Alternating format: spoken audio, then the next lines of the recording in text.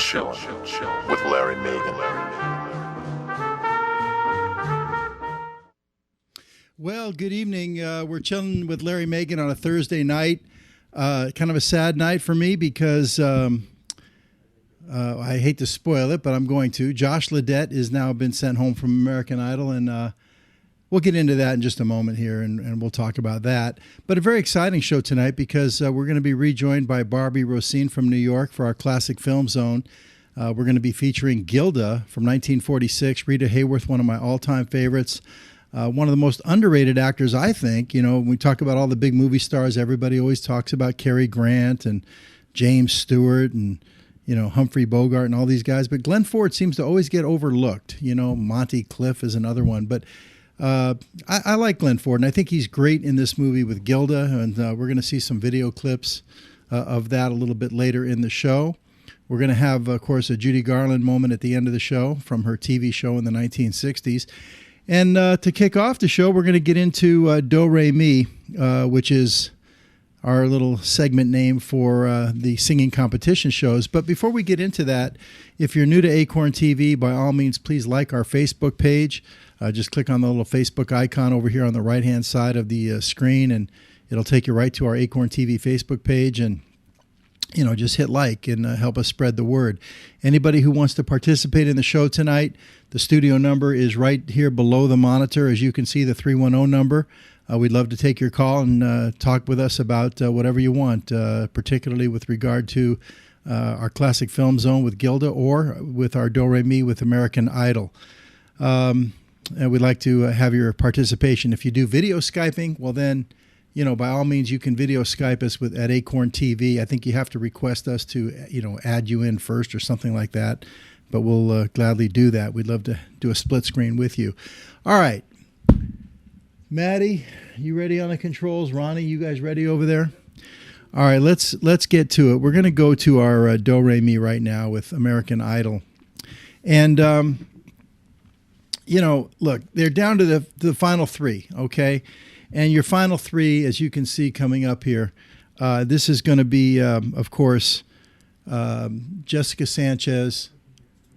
And it's going to be, there we are. We got Phillip Phillips on the left and Jessica Sanchez in the middle and, of course, Joshua Ledet. And no matter who's going to get sent home this week, it's going to be tough because all three of these people are very talented. I've been extremely harsh all year long on Phillip Phillips. He's the one on the left there. Even though he hasn't really been my cup of tea, it seems like I'm like the only one because the judges love this guy. America loves this guy. He has never been voted in the bottom three or even the bottom two in the more recent weeks. So he's always been one of the top vote getters, if not the top vote getter. So it almost seems to be, you know, predestined that he is going to be in the final. I just don't understand how his type of music is so popular and why he's getting so many votes because, you know, he strums the guitar. He's a rhythm singer as opposed to someone who sings melody. And that's been one of the things all year long that the judges have harped on him is, you know, we'd like to hear melody, but it doesn't matter. The way you, with your Phillip Phillips style, everybody just loves you, you know? So anyway, nevertheless, these are your top three. And now to kick off the what they're doing this week, you know, they always have themes and things like that. Well, this week, the first time in my memory, the contestants are singing 3 songs each. I don't remember, maybe in the past when they got to this, you know, semifinal state right here, they did 3 songs each, but I seem to recall 2. But on this night, they're having the contestants each sing 3 songs. The first one is going to be a judge's choice. This is where the judges, you know, picked a song for them to sing. The second one was going to be their own personal choice of a song. And then the third one was going to be a song choice from Jimmy Iovine. And if you haven't been watching the show, Jimmy Iovine is like the musical mentor on the show. He's also an executive with Interscope Records. And the winner of this American Idol is going to get a, you know, $1 million recording contract, or I don't know if it's $1 million or $2 million or what, but you know, a big recording contract with Interscope Records, and Jimmy Iovine is an executive with Interscope. So he obviously plays a very important role in the show. We always see him making comments and working with the contestants throughout the week. So Jimmy himself is going to pick a song for them, and that's how they're going to do it. Well, first up, on the night was Joshua Ledet. Now, I don't know what more this guy can do. I mean, every performance out there, he kills it. He just slays everybody week after week with every song he sings. He blows the roof off the place. His first song choice, this was the judges' choice. And the judges, I don't really think they did Josh any favors with this. They gave him I'd Rather Go Blind by Etta James. And we've seen this song sung a lot of times on these singing competition shows. It's an old style song. It's definitely right in his wheelhouse for sure. But I mean, what is he going to do with this? He's going to do exactly the same thing that he's been doing week after week. I think they might have maybe should have given him a more contemporary song so he could have put his stamp on a new song instead of giving him an old time throwback song, which he's going to slay. And anyway, that's what they did. He absolutely killed it. It was incredible. It was, Phillip, it was Joshua all over the place. Steven said another Joshua moment. He said, out of 70,000, there's only one American Idol, and you sang like that one tonight. So that was Steven's first prediction of the night of who's going to win the competition right out of the gate. The first performance out of 9, Steven says, you're it, you're the one. And Jennifer comes back and says, we just fed you what we know you would feed back to us, which is kind of what I was just saying. And then Randy said, you're such a classic stylist, and this fits you so like a glove. Hopefully in the future you can bring that back into modern times. Well, if Randy really felt that way, the judges consulted with each other as to what to give him. Why didn't they give him a modern song so that he could put his stamp on a modern song? And, it's a little sour grapes here because I've already kind of cut to the chase and let you know that Josh was cut tonight. So I don't know. I don't think they did him any favors right there.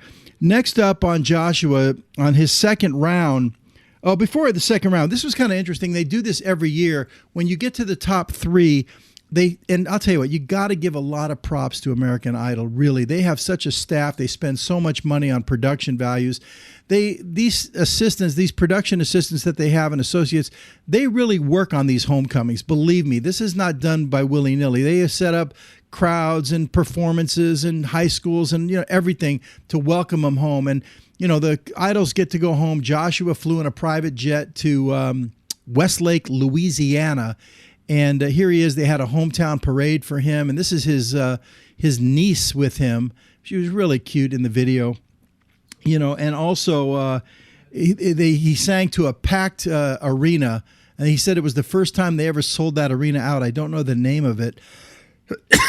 Excuse me, but he sang, of course, It's a Man's World, which he had tore up just a week before on the stage at American Idol. And the place went nuts for Josh, and he was very touched and emotional. On his second choice, this was the contestant's choice now, where he got to pick his own song. He chose Imagine by the Beatles, a very unlikely choice for Joshua Ledet. And when they asked him about, why did you choose this song, he said he was in the limo headed to the studio with Jessica and Phillip to work on their song's choice, and he said he hadn't made up his mind yet what he was going to pick. And while they were in the car on the way to the studio, on the radio was Imagine by John Lennon, and he just liked the lyrics of it. He liked the meaning and the message, so he wanted to sing it, and he did a fantastic job with it. Again, not his style, but he added his own personality to it, and he really did deliver, the message of Imagine. And that's what he connected with, and he did a fantastic job on it. Steven said another thank you, God moment. Randy said it was brilliant. And Jennifer made the comment that it was pulled back and a controlled performance for you, which she said, I know is the hardest thing for you to do. And again, it was great, but it wasn't that, all up in your face Joshua Ledet, which maybe we didn't need another one of those, but I think Imagine by the Beatles is another one of those songs that really gets overdone on these singing competitions. We've probably seen this song done at least a dozen times, if not more than that. And it just, you come up with something fresh. Anyway, it was a great job, and Joshua slayed it once again. Now, on Joshua's last song, this is where Jimmy Iovine, he's the one that picks the song.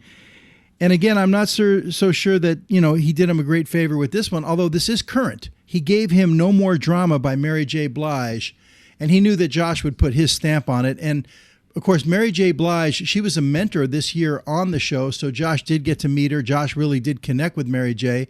And this song, No More Drama, Mary J. Blige killed this song on the Grammys this year. And so he was nervous about it because of that. And you'll see here, right here, he rips his coat off, and when he rips his coat off, the earpieces come flying out and everything. Josh really laid it out there. He really got into this. It was his last of his 3 songs, and it just, he blew the roof off the building. I mean, he did it again. And, Randy said, at this point, it doesn't matter what you do. You've laid everything on this stage that there is to lay. Jennifer said, you have this perfect marriage of knowing exactly what you're doing and letting go at the same time. And Stephen said, I watched you and I felt the last 40 years of the music business. And, I'm surprised Stephen can remember the last 40 years of the music business. But nevertheless, the judges love this guy and he did a phenomenal job. And I thought what I would do tonight is, trying to pick one song or something like that. I figured what I would do is I would give you my favorite performance of each of these contestants of their 3 choices. For Joshua, it was tough between I'd Rather Go Blind and the No More Drama. He tore them both up. But because we've seen I'd Rather Go Blind, a bunch of times by other performers, I thought we'd go with Mary J. Blige, the No More Drama. Maddie, you got that one queued up? All right, take a look at this. Here he is, Josh Ledet.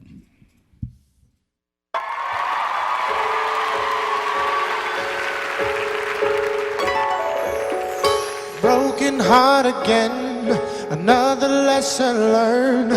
Better know your friends, or else you will get burned. Gotta count on me, 'cause I can guarantee that I'll be fine.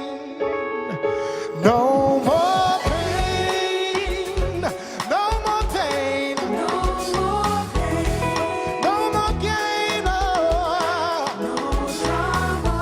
more drama in my life. No one's gonna make me hurt again.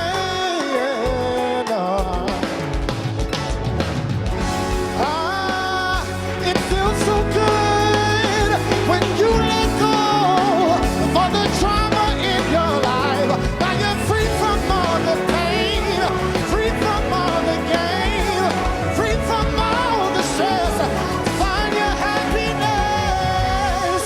I don't know, only God knows where the story ends for me, 'cause I know where the story begins. It is up for us to choose whether you win or lose, and I choose win. No more pain, no, no, no, no. No more pain, no more messing with my mind. No more drama in my life. No one's gonna make me hurt again.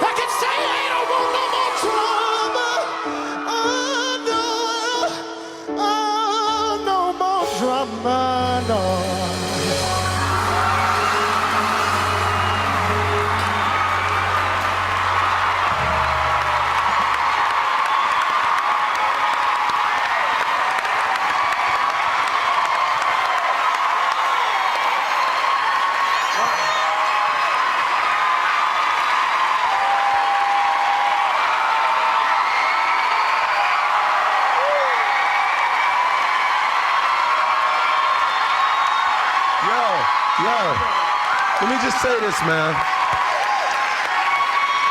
At this point, At this point, it doesn't matter what you do, what you sing, you have laid everything on this stage that there is to lay. People should just stand up and vote for you anyway. Because let me tell you something, man. Thank you. Yo, Thank you. the natural performer that you are, you just try and deliver every song, be it, that's why it was great that you sang the Pull Back Imagine. Now you're doing this, pulling the jacket off at the end, ripping the in-ears off, I don't care, I'm going on. That's what being a great artist is about. Being an amazing singer, an amazing performer, and having that true star potential.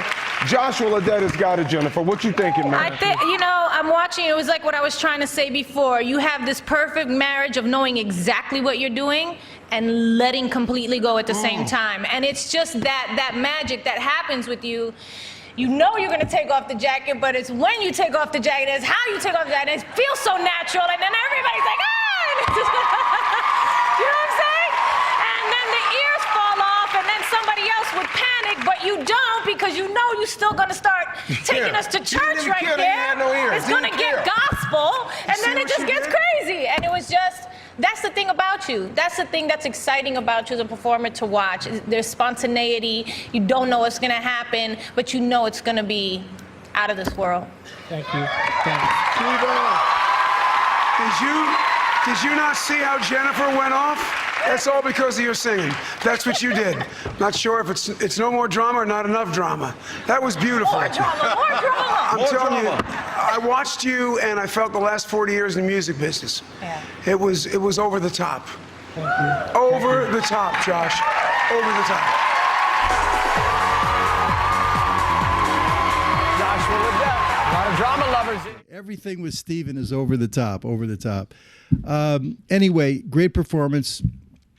So those were Joshua's 3 songs. And now next up was, of course, Jessica Sanchez. And I'll tell you what, this is my second choice to win this contest is Jessica. I didn't think she was going to have a chance to make the finale, but now we know she's in the finale. Her first up song of the night. Now, again, this was the judges' choice. And the judges gave Jessica My All by Mariah Carey. A very weird choice for Jessica because Jessica's a big belter and Jessica gets that growl going. She's got a lot of grit in her voice, and this is a very tender song. But I guess they wanted to challenge her to sing without her soul and without her grit and just give it to tender Jessica. And so she had to perform this, and I think she did a fabulous job. Randy said, absolutely beautiful, the perfectly right song choice for you. And then, of course, Randy always has to tell us every time there's a Mariah Carey song sung on the show that that's his best friend, and they've worked together, a million times. Randy always has to tell us that. Jennifer said it was a very hard song, and she knew it was going to be hard for her, but you did it so beautifully. You didn't even go to the big part at the end. And she was using that as a compliment, saying you didn't go to the big part. Kind of sounds like a cut. But what she meant was Jessica held back because they didn't want to see Jessica do her big belting thing that she does all the time. They're trying to get her to sing, to pull it back a little. And so that's what she did. And Steven said, when you sing, you make people hang on your every word, or every note, I should say. And Steven, this is, again, very strange. Steven had just predicted earlier that Joshua was going to win this thing. And then Steven makes his prediction saying, you'll be the last one standing here, I believe. So he first predicts that, Josh is going to win it. Then he predicts Jessica's going to win it. Then they have, excuse me, Jessica going home to San Diego. Chula Vista is where she's from, right outside of San Diego. And here she is in her limo ride right after she was flown by helicopter from Los Angeles. And this was really a great experience for all these kids. And what you're seeing right here is the reception that she had. She had police escorts there. The crowd was huge.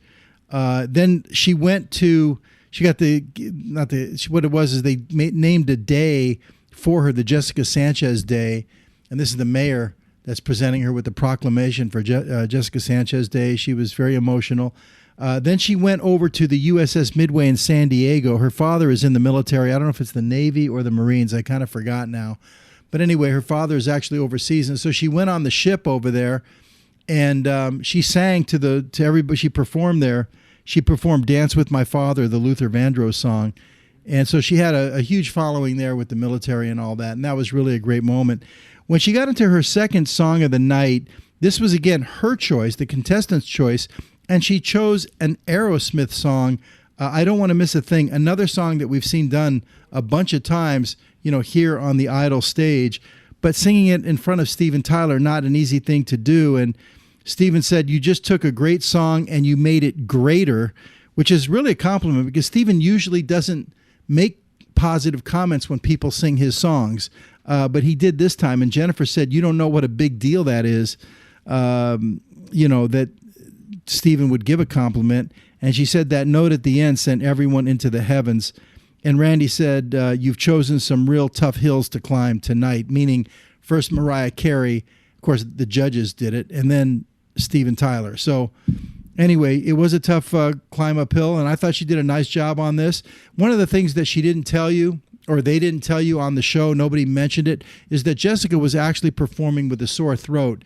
And that came out online after last night. I read all these blogs and everything, and some people who were there that were tweeting and everything. Jessica did sing all the songs with a sore throat, so that might have had something to do with it, but she still did a great job. On her final song choice, this is where Jimmy Iovine gave his choice, and he chose, again, I think a very odd choice for her, I'll Be There by the Jackson 5.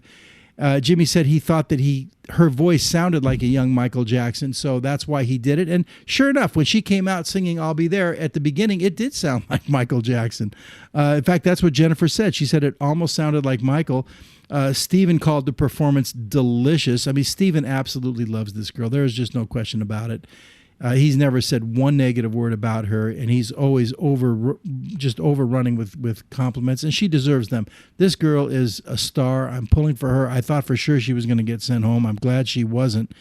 Randy just said, I liked it okay, but I didn't love it. I got to tell you, I was kind of in Randy's corner on that one because it was good, but it was such a mellow song. Now, she tried to beef it up a little bit because she felt that she had to put some vocals on it, and so she did, but it just didn't really fit the song. I'll Be There is a very sweet, tender song, and she was trying to really pump some energy into that. But anyway, it is what it is. She did a nice job with it.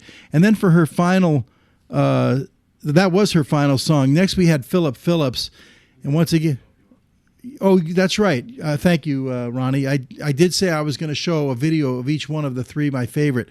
On that one, that was kind of a tough call. But again, I kind of like what she did with Mariah Carey's song, My All, because it was a very un-Jessica-like performance, like nothing she's done all year. And I think that was the reason why the judges gave it to her. They wanted to see her tone it down with all the, the soul screaming and all that. So they wanted a tender thing out of her.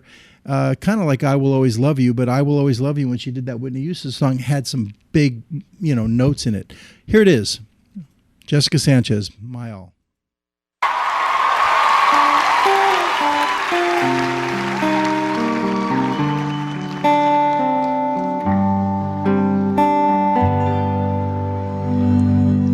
I'm thinking of you in my sleepless solitude tonight. If it's wrong to love you, then my heart just won't let me be right. 'Cause I've drowned in you and I won't pull through without you by my side.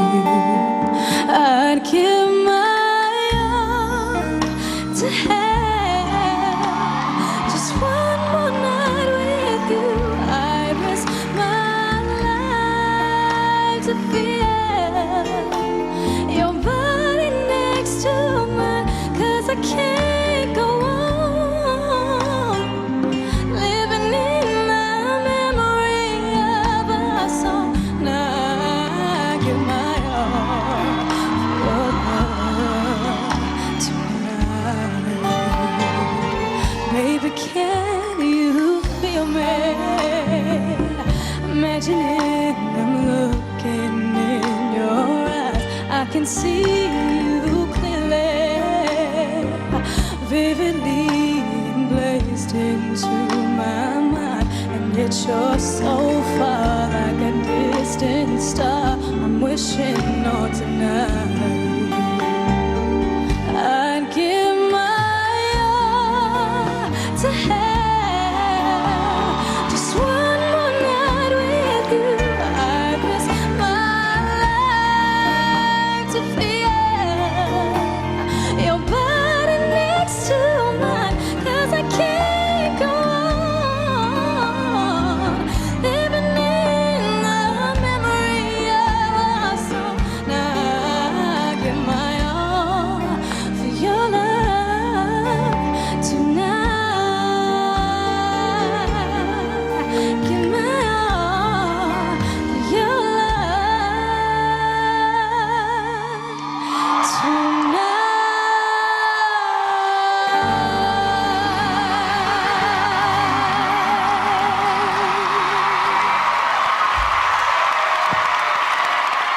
All right, there it was.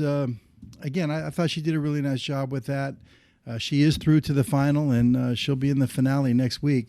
Last but not least on the show is the white guy with the guitar. And the reason I say white guy with a guitar is because it seems like that's all whoever wins these things, if you go back. But anyway, it's Phillip Phillips, and his first song up for the night. Again, now this was the judge's choice. They sent him Beggin' by Madcon. And the judges said Stephen said the reason they chose this for him is because it has a nice melody, and they wanted to force Phillip to sing the melody. Phillip always turns everything into a rhythm song, and he sings rhythm. You know, he doesn't really sing melody. He did it a few weeks ago, and the judges praised him for it. I didn't think it was all that great. But they were literally trying to force the kid to sing a melody instead of just turning it into, you know, this rhythm type of music.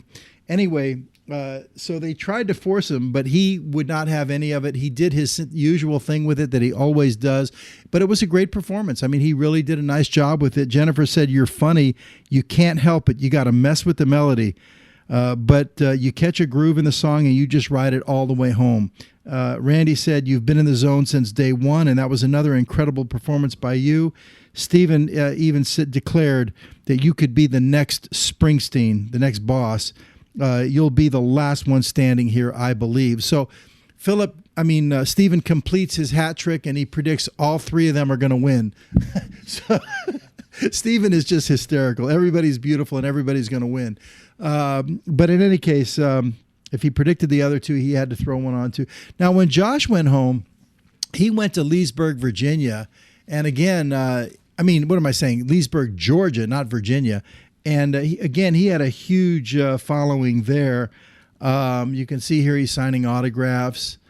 He got really choked up when they gave him a parade. They actually showed him like leaning over. He was crying in the car. Here he went to his father's pawn shop, and here's that turkey. I mean, when they showed the video package on him early in the season, they showed him working in his dad's pawn shop carrying that turkey. And I guess people have been coming in trying to buy that thing, and his dad won't sell it now. But anyway, he went back, and here he is in the car in the parade. That's his mother and father with him. And on the video package, you saw he got so choked up by all the people that were there supporting him. He just bent over right in the car right there, and he just started crying. He couldn't believe it. He showed a lot of emotion. For his second song choice, now again, this was his choice, the contestant's choice. He sang Volcano at the concert that he gave for all the hometown people, and he said he wanted to win it for them. But for his second song, he did Disease by Matchbox 20. And, it was, again, a nice performance. Again, Phillip Phillips singing rhythm again. And Jennifer said that was an easy flowing performance from you. I didn't think it was the wow performance. I agree with Jennifer that we are needing and wanting right now. We'll see what you got next. You're closing the show, meaning he had one more performance to go, and it was the last one of the night. Stephen said he felt the same way. It wasn't over the top, but it was Phillip Phillips. And Randy said, "You guys didn't love that? Wow, that's weird. I didn't like it either." So, Randy tried to fake us out like he was going to say he liked it, but he said he didn't like it either. It was a subdued moment. You can do those things in your sleep. So, basically it was not that popular with the judges. Now we get to his final performance, and this was Jimmy Iovine's choice for him, and he gave him a song, We've Got Tonight. And Randy said it was the perfect song at the perfect time and your best performance on the show ever. Jennifer said there's about 20 million girls out there who wish that you were singing that to them. And of course, Steven said that was beautiful, man. So anyway, that's it. Now I said we'd show one more. I will say this: we're going to show "We've Got Tonight," the last song of the night. And I will say this: I did feel that was the best performance of the night. It was the first performance of the whole season that I really liked Phillip. There was a couple other ones where I thought he was pretty good, but this one, he finally got me. And the reason he got me on this last one, and not that I still think he should have gone through when Josh went home. I still think Josh should have went through. But he sang the melody. He didn't have his guitar. And when you watch the video, you'll see he's kind of nervous. He doesn't know what to do with his hands because he's always, he lives with that guitar. But they made him sing it without his guitar. And I guess they made him sing the melody, and he did, and he proved he could do it. I thought it was the best performance of the night. Here it is, Phillip Phillips, and the song is "We've Got Tonight," a Bob Seger song. Here we go.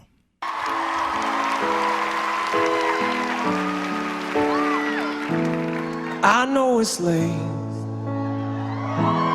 I know you're weary, I know your plans don't include me. Still here we are, both of us lonely, longing for shelter from all that we see. Why should we worry? No one will care, girl. Look at the stars, so far away. We've got tonight, who needs tomorrow? We've got tonight, babe. Why don't you stay?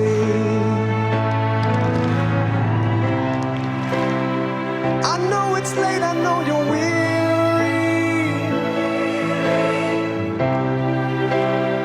I know your plans don't include me. Still here we are, both of us lonely, both of us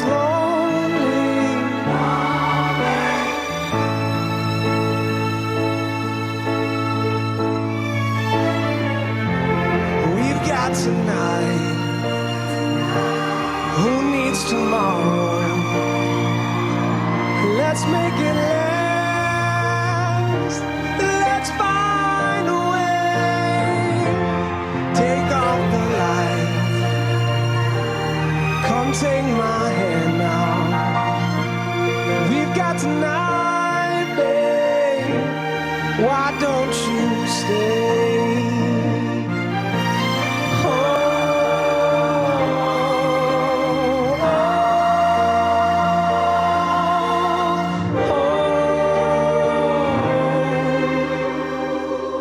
Why don't you stay?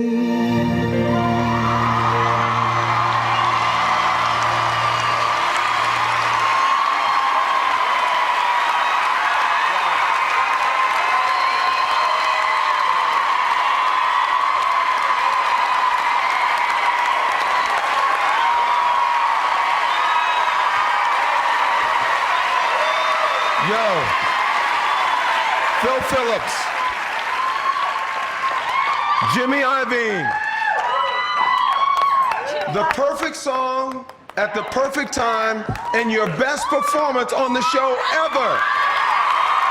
Here's why. Here is why. Finally, in the end, in this moment where you need moments, that I was saying to Jessica earlier, you had a giant, Jessica earlier, you had a giant moment. Because here's the deal. We've been saying, will he sing the melody? Because he always does his own thing with it. So what you just showed everyone, hey, I can sing the melody too. I just choose to do something else. Yo, you got him, dude. You got him. You got him. You got him. Yo, this boy right here is in it to win it, and he's ready. He is ready, Jennifer. He's ready. I know one thing. There's about 1 million girls out there, 20 million girls out there who wish you were singing that song to them. You sang it. It was really, really sweet. Really, really sweet. Just like a lullaby. Beautiful. That was beautiful. There's no other word but beautiful. You know, when you first came out here, you sang like you like you just didn't care. And let them bleep it at home, man. But I'll tell you what, you just showed you've got all that passion wrapped up inside you. And it doesn't matter if you hit the notes or not. It's about the passion that you got. Exactly. You know, and you just nailed it with over the top. We can all relate to that, you know? Phillip Phillips. Let's keep that mood alive. All right, so there it was. And like I said, that was my favorite Phillip Phillips of the whole season. I've been very harsh on that guy. And tonight, the three of them, it was Joshua. To me, Joshua was the one guy that was definitely going through, and then it was going to be between Jessica and Phillip, but Joshua's gone.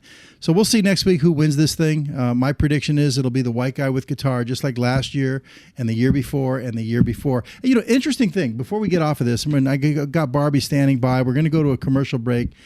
But interesting thing I thought, and I went to it immediately. I was, while I was preparing for the show tonight, I had on the TV and I was watching the elimination tonight. And on the elimination show, they had Adam Lambert there singing tonight.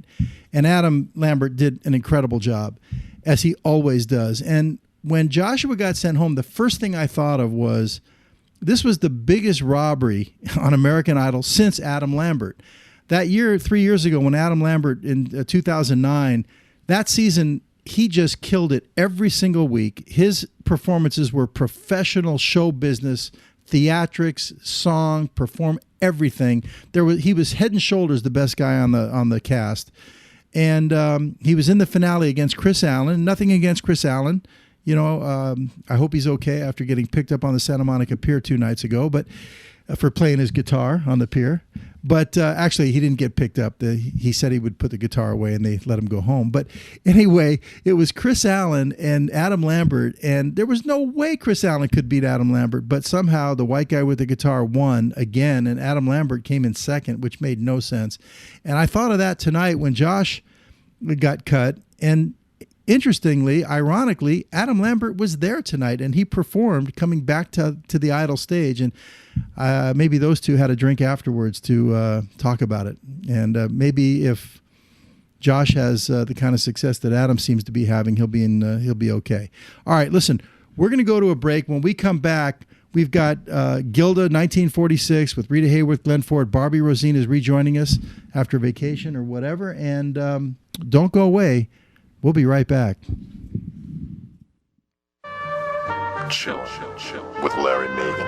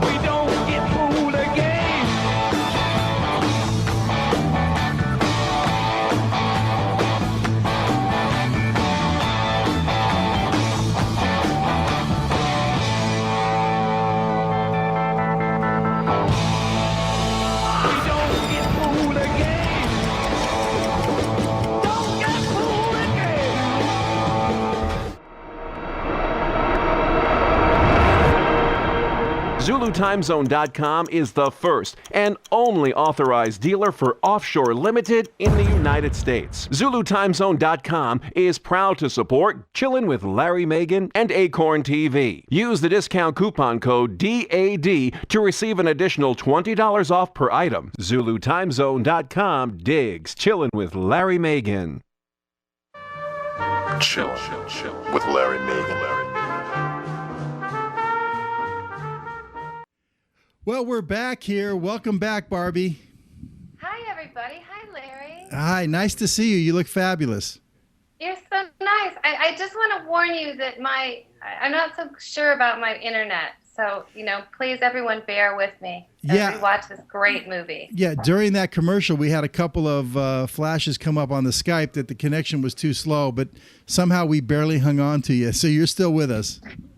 I hope I'm coming off okay. I mean, I have no idea what it looks like, so hi. Yeah, no, you look fabulous, Barbie. So anyway, you've been, away from us now for 3 weeks. Anything good to talk about, or you want to just get right into it?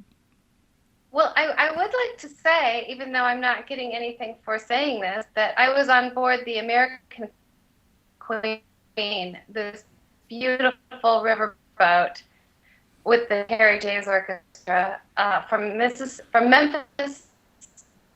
all the way up to Cincinnati. We have to get off of that before Cincinnati, but it's the most beautiful boat. It's a gorgeous vacation. The Mississippi River, the Ohio River, it's just like you're back in time. It's beautiful. Barbie, what is the name of that boat again? Because we are getting some breakup right now. We are getting some breakup. I'm sorry? Well, it's called the American Queen. The American Queen. It's called the American Queen. We definitely are getting some breakup here on the Skype. It's like cutting in and out, Barbie. I'm thinking, guys, do you think we might be best served if we try to reconnect with Barbie, get a better connection, or is it going to be the same situation? Give it a shot. Barbie, we're going to hang up the Skype and we're going to call you back. Maybe we'll get lucky, get a better connection, or maybe it's just going to be a poor internet connection. Let's give it a shot, guys. And while we're getting Barbie back on the line, I hope we can get a better connection. We don't have that issue with other video Skypes, only when we do Barbies. You know that? Yeah. But anyway, must be that part of, she's in the Upper West Side in New York. Keep trying, fellas. Anyway, while we're getting Barbie back on the line, we're going to be taking a look at Gilda from 1946, Rita Hayworth. And, we just did, I think about a month ago or 5 weeks ago, we did another Rita Hayworth movie. We did CoverGirl with Rita Hayworth and Gene Kelly. And that we were talking about Gilda then. And I thought, well, that's something we're going to want to do in the future. Are we okay now with Barbie? Yeah, looks like. All right, Barbie, welcome back. We're trying a new connection, see if it might serve us any better. It's still going slow. All right, we're still having a slow, but we're going to try and fight through it, okay? Well, I'm here. I mean, What was that, Barbie? I'm ready to go, and I just want to say I love the film. I never really liked Glenn Ford, but he's wonderful in it. It's a breakthrough film for so many things. It's a film noir, but it actually kind of has a happy ending, which you don't see a lot in film noir. And it's from the time period after World War II when I don't know if Hollywood really knew what it was going to do, but a lot of these great film noirs came out of that time. Mm-hmm. And this was a period of time, well, CoverGirl was 1944, and then this was 1946. So she was just an enormous star, huge star, and she had been the pinup girl throughout World War II. And, so this is when she really has matured, and her talent is just, her acting is wonderful, I think. It's a great film. Okay, great. Now, we didn't do our little opening. I had a hard time. All right. Again, we're really experiencing some bad connections, Barbie. Every other word is like getting cut out practically. Which clip did you want to start with, Barbie?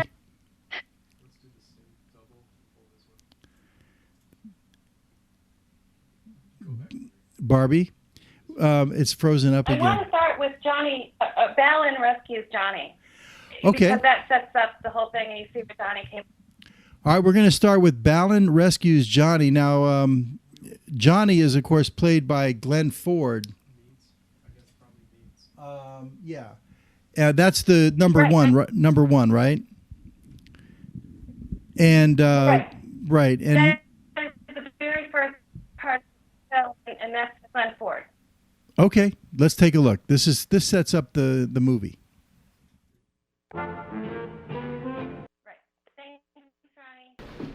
They won't let you in without a tie. All right, now, do we have Barbie on the phone? Yes, I'm here. Okay, what we're going to do, guys, is we're going to just go with a straight phone connection with Barbie on Skype rather than the video. That might go easier on the internet connection that you have, Barbie, and we'll see if we can do something during the week. Okay, yeah, I definitely have to fix something. And they've been doing some work on my building next door to me, and I have a feeling that's messed things up. So I'm so sorry, and I have to look into that. Okay, great. Well, let's talk about the guy that's playing Balin Munson. George McCready. Yeah, so interesting, and really had a great career that started on the stage, and he acted with some of the finest actors. I mean, and then he became good friends with Vincent Price. They were both art collectors, and he has a scar on his face, which they like to say was from, a duel or something, but actually happened in a Model A accident when he came up through the windshield. But he played a lot of really great roles where he was the, impeccable, higher class villain, kind of like Vincent Price. And one of his big roles was Paths of Glory, Stanley Kubrick, 1957. When he played a French general who was really a nasty man.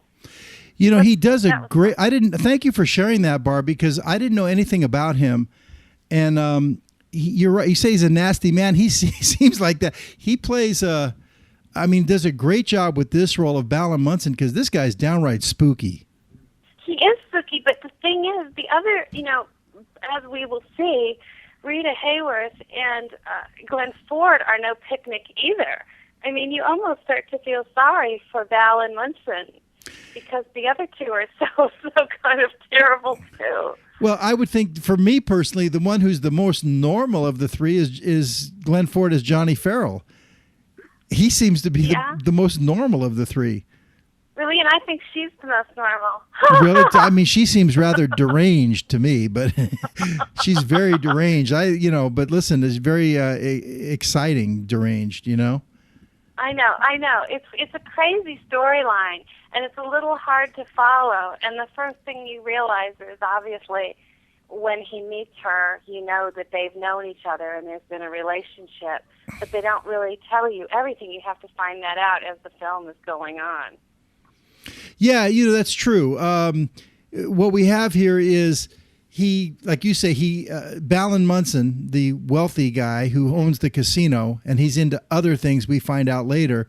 He rescues Johnny Farrell, this kind of down on his luck gambler. This is all taking place in Buenos Aires, Argentina. Right. Good call, Larry. I forgot to say that. And he saved his life right there. He was being held up for his money, and so Johnny Farrell goes to his casino to gamble there, and he actually gambles and wins money from the casino somehow I don't know if he cheated or whatever, but he did win money. And then when Balin Munson's goons bring him up to his office, they make a deal and he goes to work for him. Yeah, so he ends up making it work for him because, he comes up with a pretty good argument that he could be cheating and winning money for him. Correct. And so therefore, he's now becomes his right-hand man.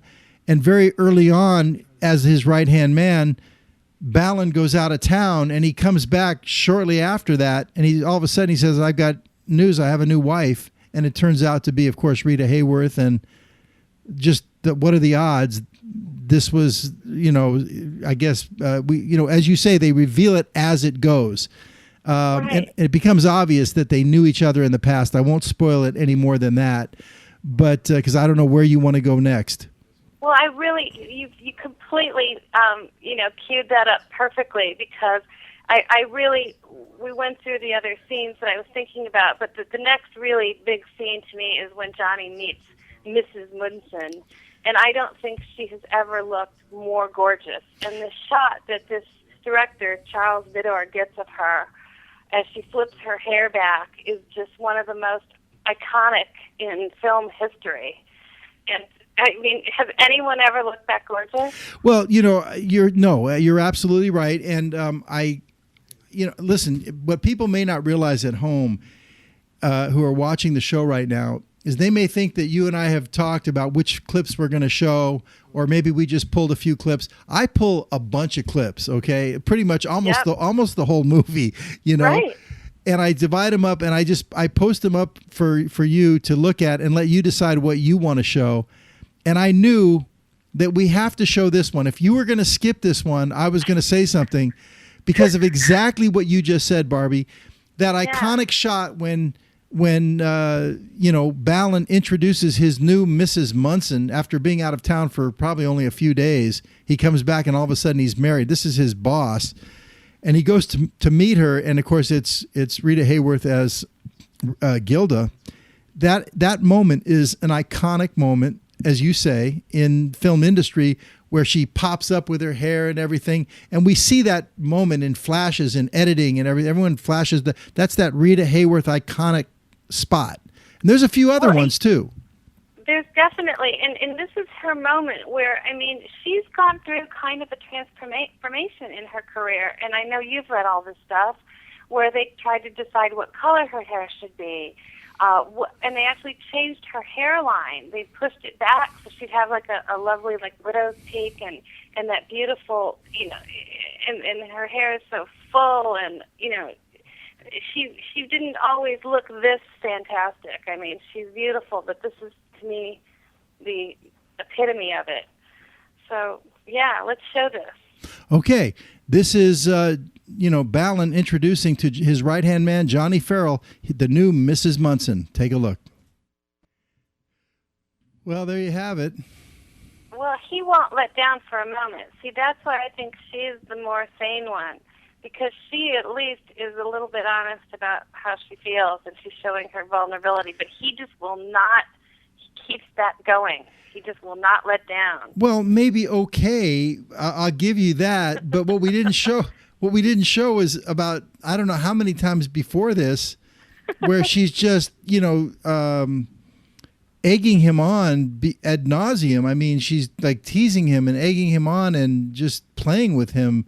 I know, it gets worse later, too. And then it is kind of surprising at that moment, you're right, that she actually let it down for a second there. That's the first time in the movie where she does, back off a little bit. Yeah, I think that's why I wanted to show that, because I wanted her to look more like a person. Ah, I see. I have a method. This is a plot. This is a total plot to convince you that she's the sane one. Okay. Well, listen, they're all a little bit deranged. Yep.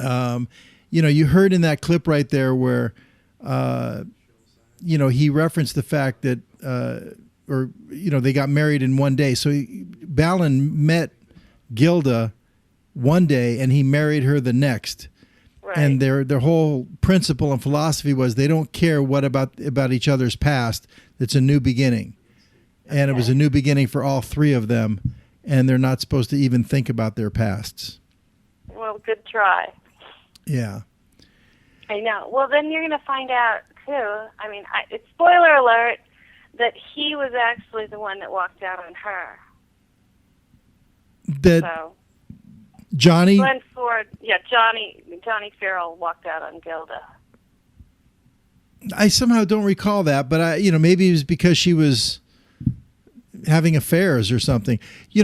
Speaking of that, in my research, I came across a quote by Rita Hayworth, and evidently, I guess she struggled for years after this movie with whether it's an identity crisis or whatever, but she was really almost typecast as this vixen, as Gilda. Right. They had Sadie Thompson and then a bunch of other films like that. The woman from Shanghai that her then husband Orson Welles directed, and that didn't help the, reputation she was getting. That made her even worse. But she also, evidently, it carried over to her real life. She'd meet people and men, and they all expected her to be Gilda. And her quote was, "Every man I knew went to bed with Gilda and woke up with me." Right. Which is kind of a funny comment because it basically means she slept with every man she met, but... Well, I think it's like the Marilyn thing, too. It could be, yeah. They just didn't want her to be a regular person, a regular human. Because she really plays a sex pot here. I mean, she just got married and she's already running around having affairs with men behind her new husband's... I think she's having those affairs, but really later in the story you found out... Well, that's true. You think making it look that way. Which means she's basically a tease. I mean, she's teasing all these men. Right, for whatever reason. And then she makes it look like she's really having affairs with him, I guess, to kind of hurt Johnny. Right. Yeah, of course. Yeah. And Johnny will not be baited. You have to just absolutely push him to the wall. And Johnny does kind of torture her a little bit later on. But okay, so... He totally tortures her later on. Yeah. I love this. Let's do Johnny Takes Gilda Home.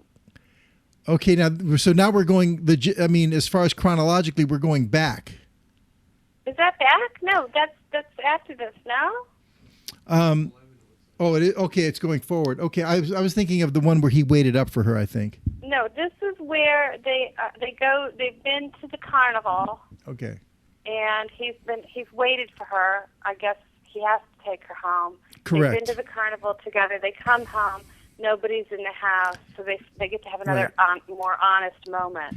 And by this time in the movie, we start to learn a little bit more about Balin, her husband, that he's actually, yes, he has this, quote, illegal casino, because casino gambling in Buenos Aires is really illegal, but he's got the police on his side, so they're operating this casino making money. Or but so his it seems, yeah. But his real money is coming as he's the head of a tungsten cartel, a worldwide tungsten cartel, and he lets Johnny in on it. And I guess, this is after World War II. The Germans come there; they want their patents and they want their money, and they're giving him a hard time. And Johnny is starting to figure things out as far as what he's into and all that.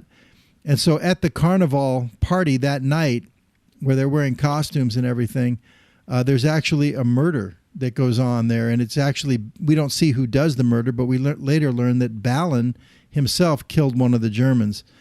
Right. So I think this is before, right. Okay, yeah, we'll have to address that in a little bit, but yes. And Gilda had actually left the party before the murder took place, where Balin wanted to get her out of there anyway because he knew what was going down at the party. But she left because of the constant, Johnny was, watching her, and she was dancing with other men. And so Johnny told the guy he had to go, and she said, well, if he goes, I go. And so she left the party and left a note with one of the goons, to pick me up at the Centurion Hotel or whatever the name of that hotel was at 2 a.m. And so then he goes to pick her up and then takes her home that night. Right. This is now after the murder had taken place at the party. Yes, and this is another one of those instances of I hate you so much, I love you.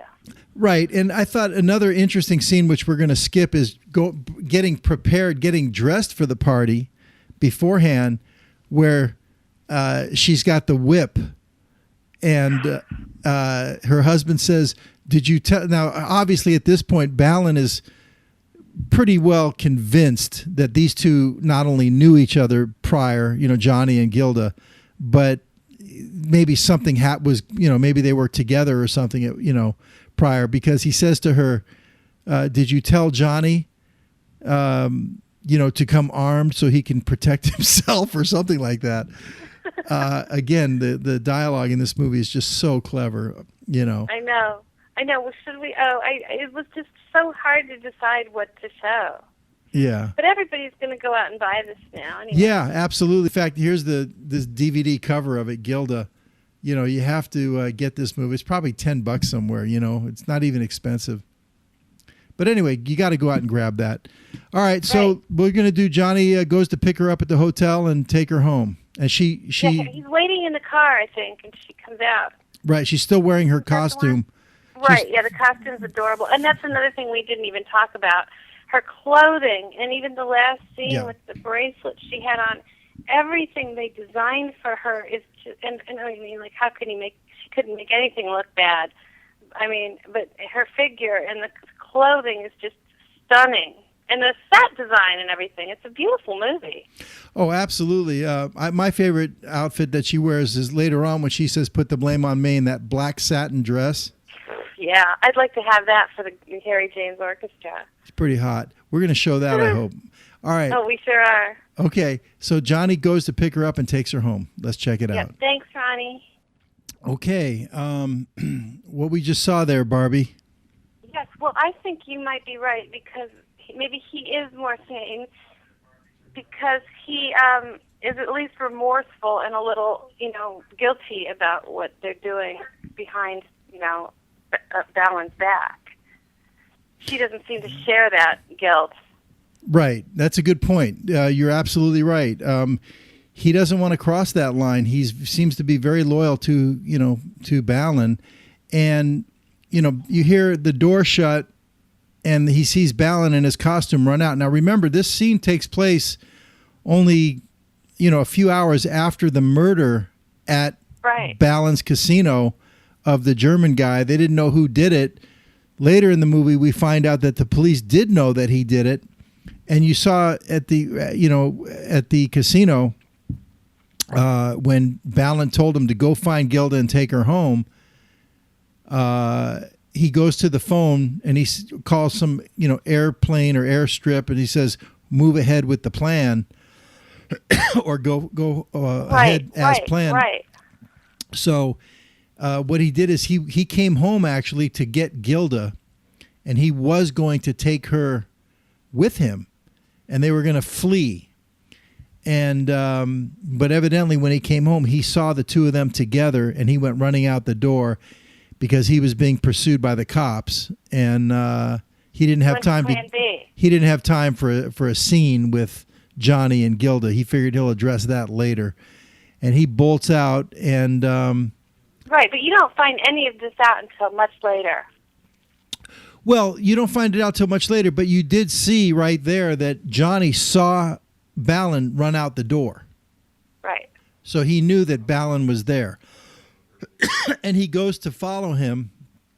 I don't know if you want to show the next scene after that. No, I was thinking we would just talk about it because it's getting late and there's still much more. Okay. So, I mean, Go ahead. And we're really more interested in Glenn Ford and Rita Hayworth.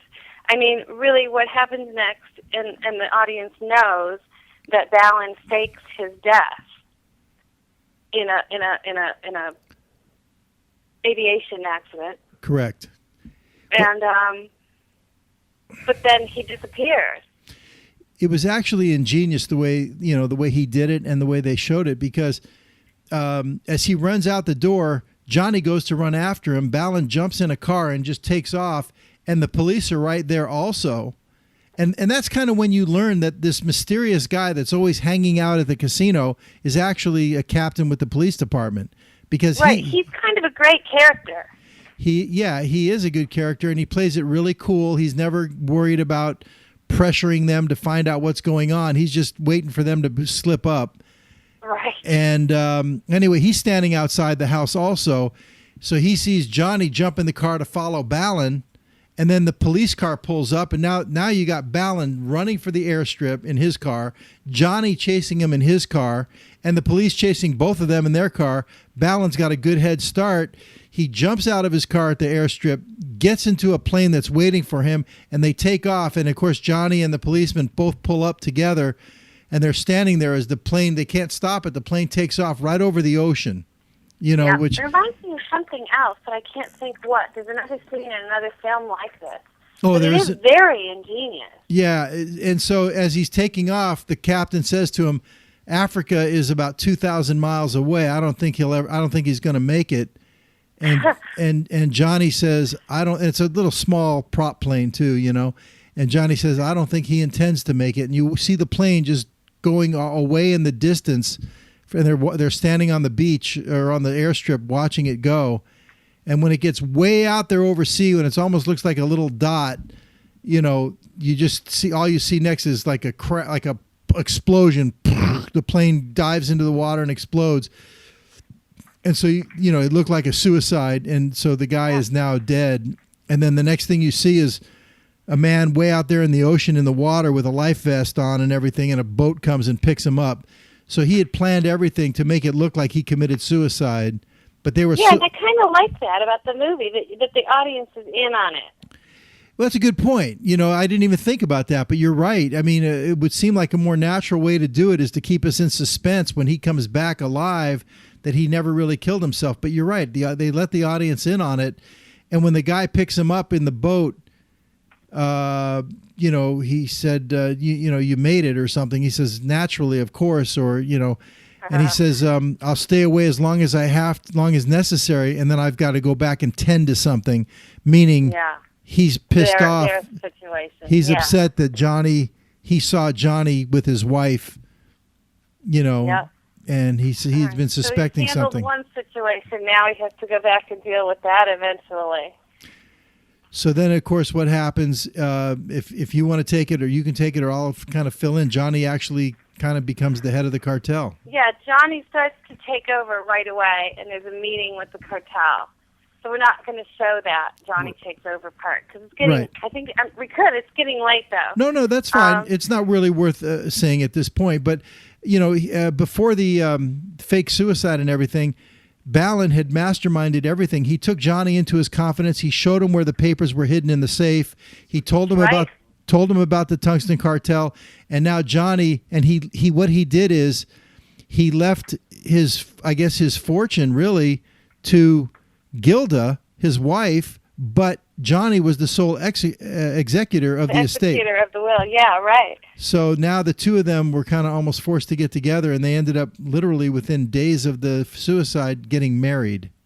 Right, and there's a little, a sort of horrible little ceremony.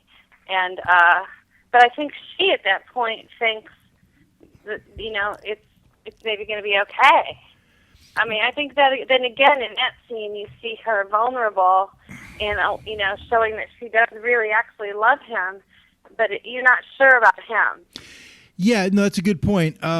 You're right. They get married and she's assuming that, okay, they're kind of back on their love track or whatever from New York, from their New York days or whatever.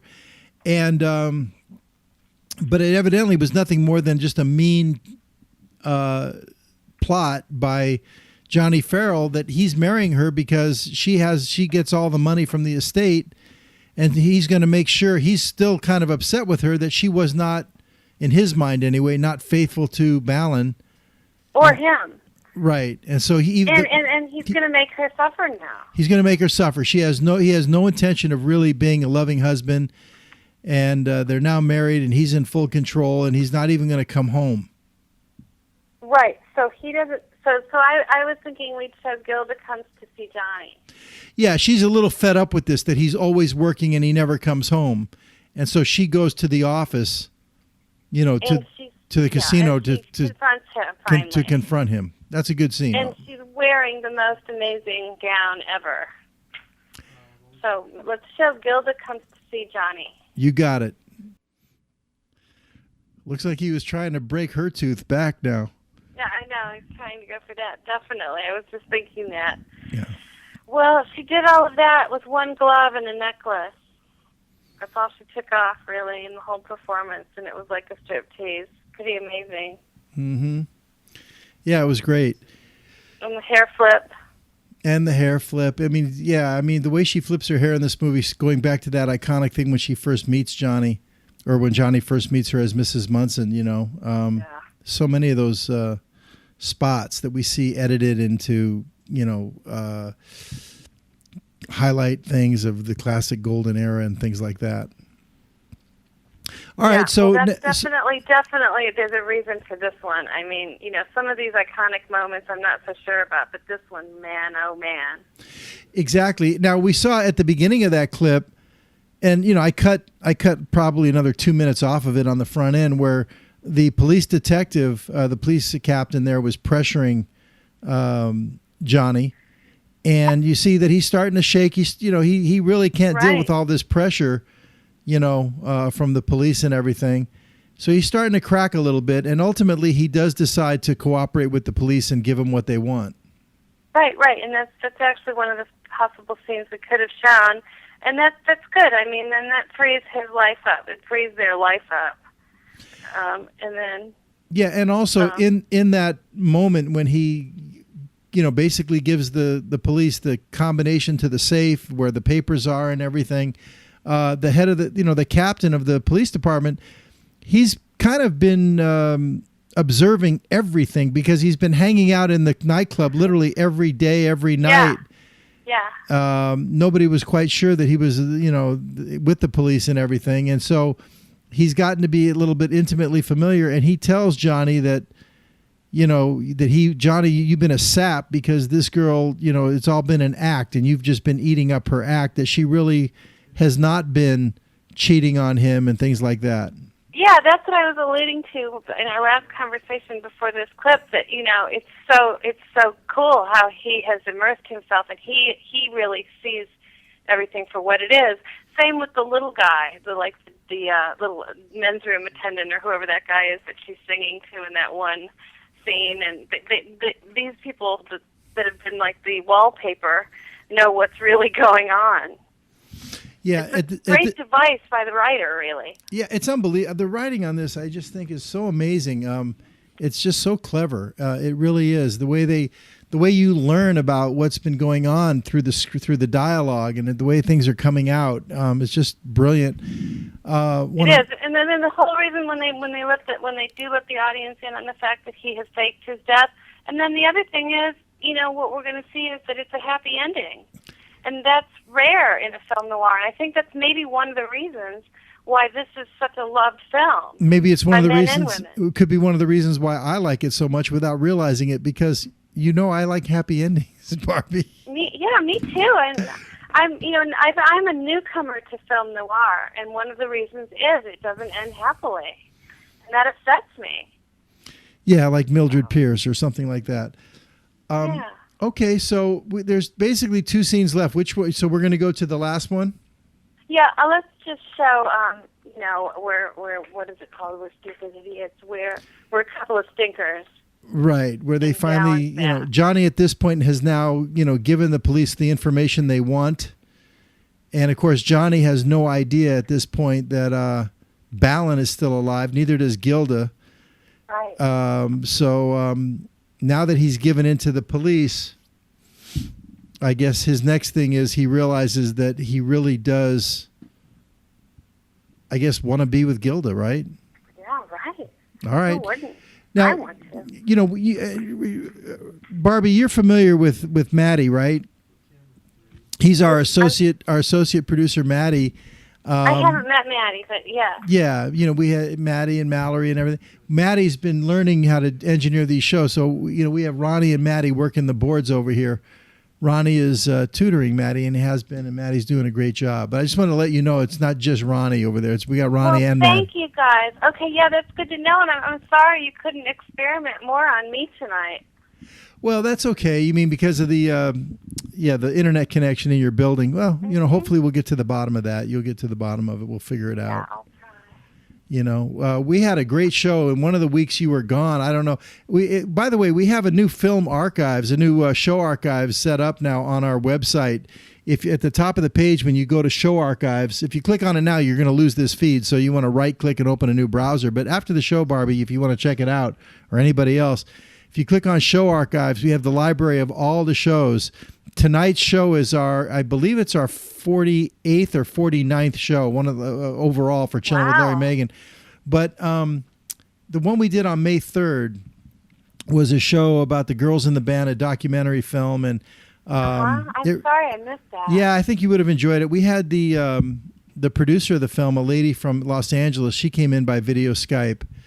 And that was a pretty good show. It was about female jazz musicians from the 30s, 40s, and 50s. Oh, yeah, I saw that. I really want to see the whole film, and I would like to actually talk to her, so maybe I'll get in touch with her. Yeah, absolutely. And you and I can talk about that as well. I'm still trying to do something, pull off kind of a miracle here, but I'm still trying to do something in connection with her and her film. But it's going to take, it's a little bit of a long shot, but I'm working on it, and we've been in touch. We've been in touch. I'll share with you, off camera.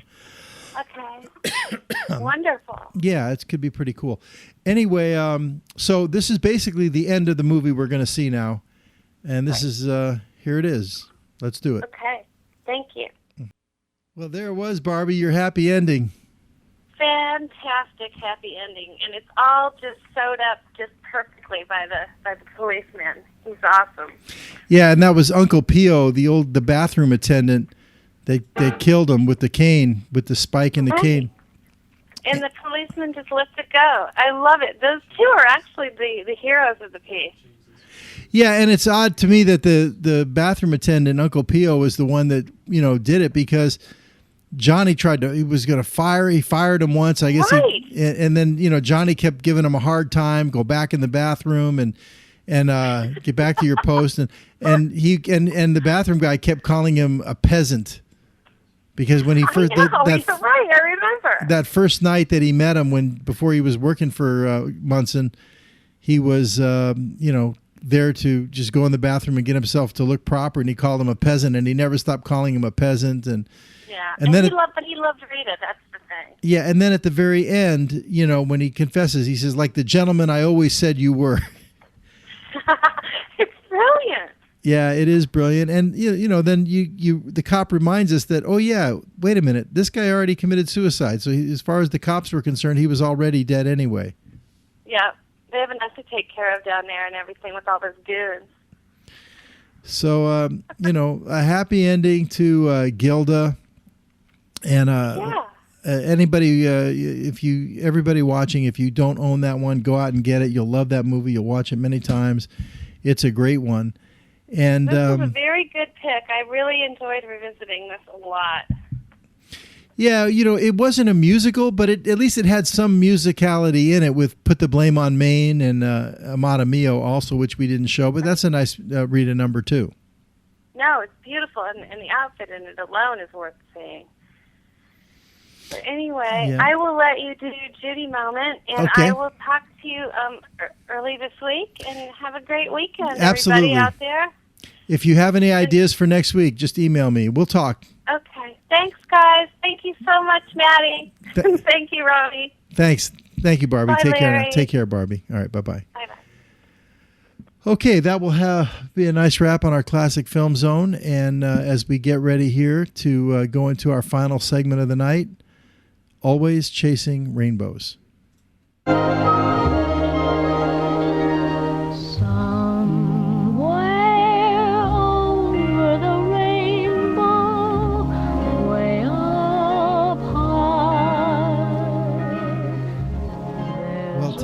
As we close out the show with our Always Chasing Rainbows segment, a Judy Garland segment here, we're going to take a look at Judy from her TV show in I think it was 62 or 63, this one. This is Make Someone Happy.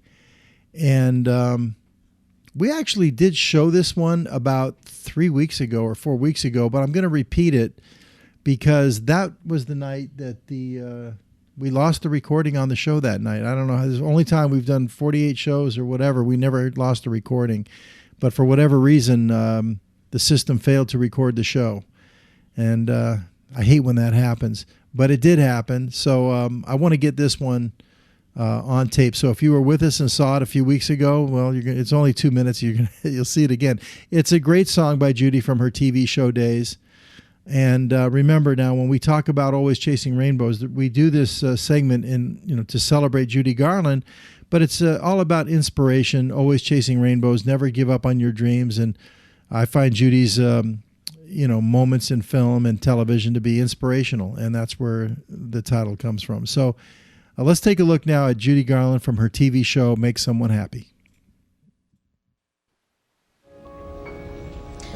Make someone happy. Make just one someone happy. Make just one heart the heart to sing to. One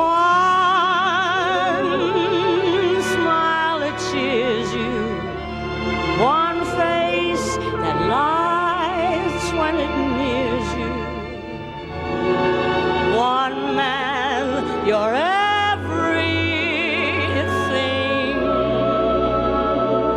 to.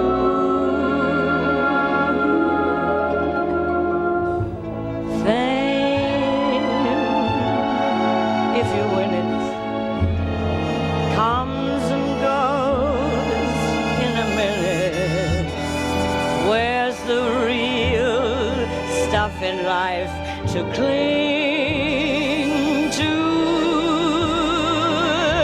Love is the answer. Someone to love is the answer. Once you find him, build your world around him.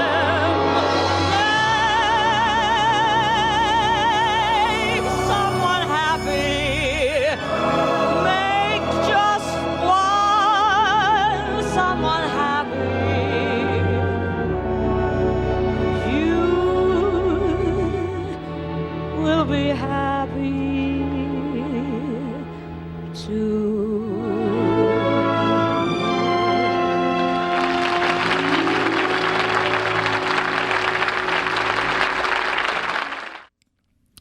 Well, that's going to put a wrap on the show for tonight. I want to thank Barbie for doing a great job on Gilda. I want to thank all of you who tuned into the show tonight.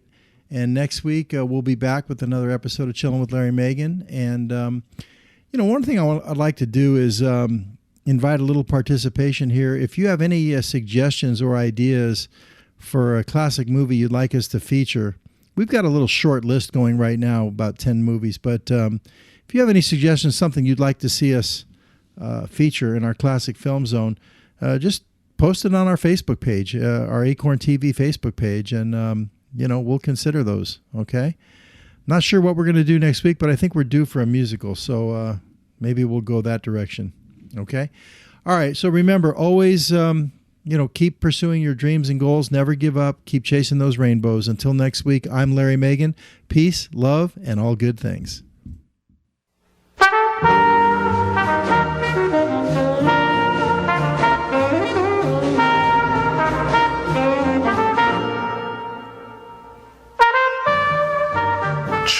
Chill with Larry Megan.